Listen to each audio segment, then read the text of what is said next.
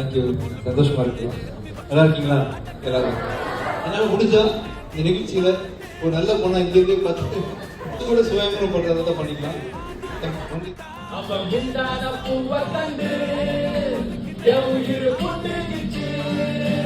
மாடுதான் பால் கறக்கும், அந்த பால் இங்கே தயிரா மாறும், தயிர்ல இருந்து வெண்ணெய் கிடைக்கும், அந்த வெண்ணெய் அப்புறம் நெய்யா மாறும்.